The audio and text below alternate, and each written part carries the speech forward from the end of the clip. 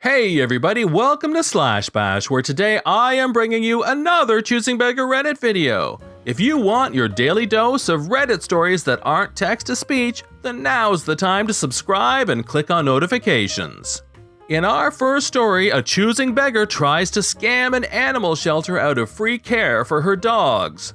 Let's jump right in. Hello fellow Redditors, I have a very weird story to share. This isn't my story, this happened to my close friend, so I know everything about it. A bit of a background, my friend, we will call her EG, owns a small animal shelter. It's purely a volunteer organization and the shelter lives off of donations from people. Small shelter, they are doing really good. My friend has connections with vets that help and give discounts to shelter animals, and overall she has saved many animals from death. This happened a few months ago, but it's still a topic of our conversations. Basically, my friend runs the shelter page and one day got a message from a woman, Choosing Beggar, which threw her off. The conversation went a bit like this.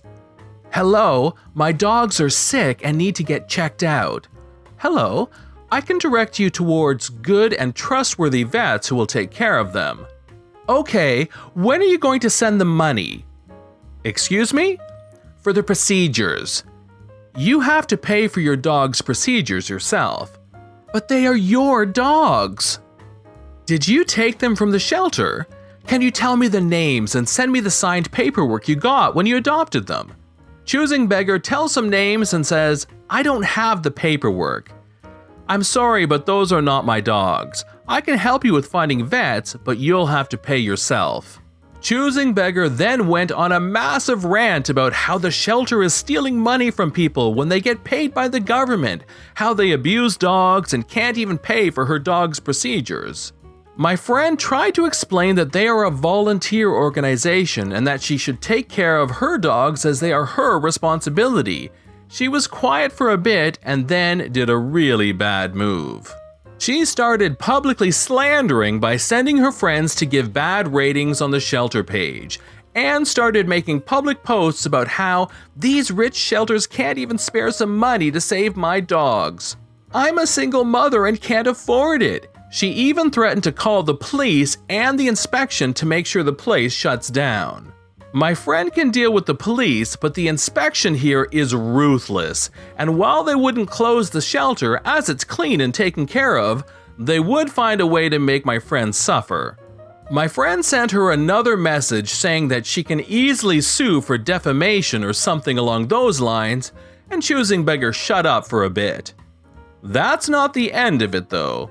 A few days later, my friend got a phone call from one of the vets. They said that there was a woman here with 3 dogs that claimed they were from the shelter and who wants free checkups because her babies are dying while you're standing here doing nothing. Get to work! My friend was in the area and pulled up not even 10 minutes later. It was Choosing Beggar. The moment she saw my friend, she flipped out and started yelling at the vets for calling her. They almost called the police. My friend had other business to attend to and told the vets to not put her bill on the shelter, and she left. The vets later told her that Choosing Beggar paid for the most basic procedures while constantly belittling the vets and saying that her dogs were dying. The dogs were fine. Well, they were a bit overweight, but as the vet said it, they are very good boys, considering they have such an owner. The Choosing Beggar then, she asked for a refund because the vets didn't find anything. My friend said that if the lady was nice and gave her actual reasons as to why she couldn't pay and why she is worried, she might have paid out of her own pocket, but Choosing Beggar was rude from the start.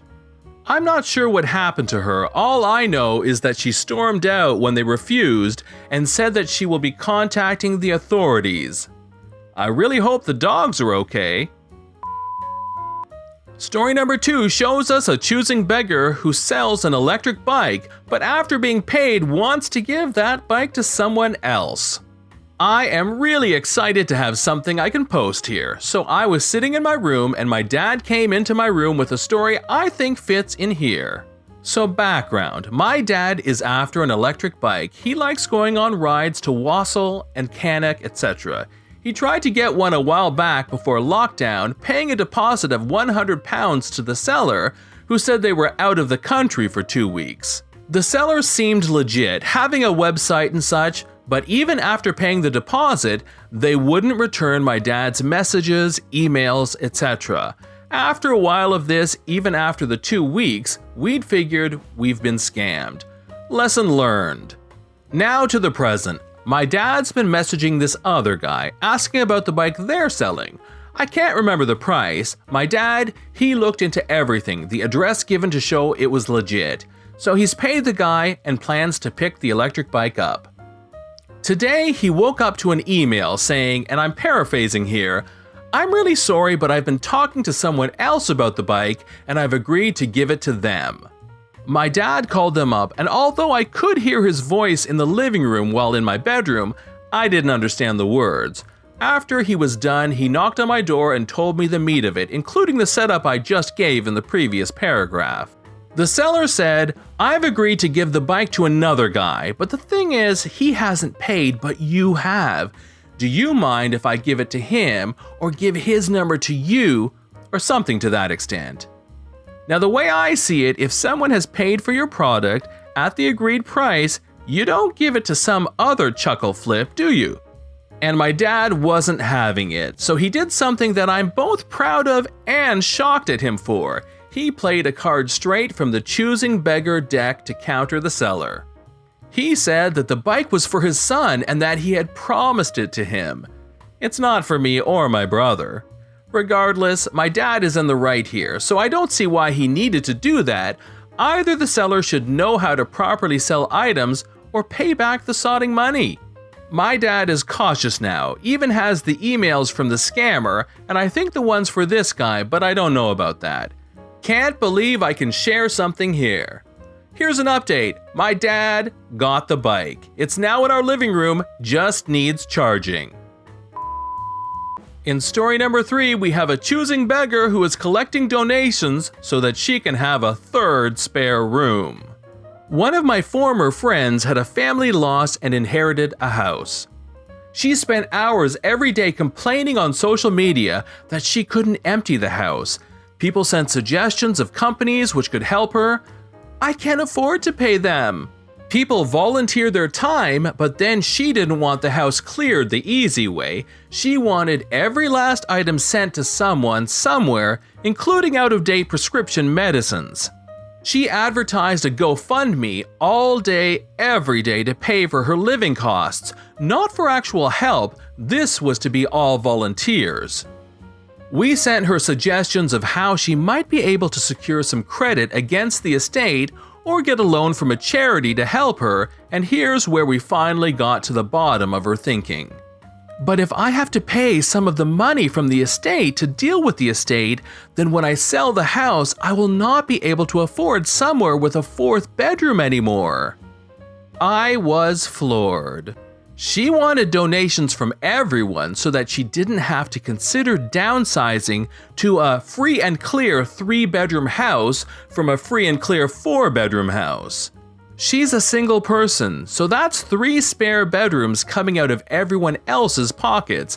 Meanwhile, other people inherit big problems or cannot afford to bury their parents, and she's wanting donations off the back of her bereavement to pay for more luxury. She continued using emotional manipulation every day on social media. I know that nobody cares if I live or die, but please donate so I know not to kill myself, to keep the money coming in. Thousands and thousands in donations, about 6 months of free volunteer work, all to pay for her to have a bigger house at the end of it, and she still thinks it's perfectly logical, as how could we possibly expect her to pay the money out of the sale of the house and have to shop for a house she can afford? I'm not actively ragging on someone during the bereavement process. I am expressing my annoyance now, as it's a good number of years ago this all happened, and she's still at it. She's still using the "you can't say anything bad to me ever about anything because my parents are dead" card. Sadly, people's parents die. It's a thing that happens when you grow up. I just stopped responding to anything and I have her blocked now. Meanwhile, we cleared a relative's house ourselves, paid all the expenses on it, and came out with basically nothing. And I sent that cow some of my money before I found out. In our final story, the many choosing beggars out there have driven this healthcare worker too far. I work at an urgent care that tests for COVID. We are the only ones in our area that does, and most of the other clinics are still closed because they are afraid of people showing up not knowing they have it. The doctor I work for is a really awesome guy, so I'm not shocked he volunteered to do testing for our area.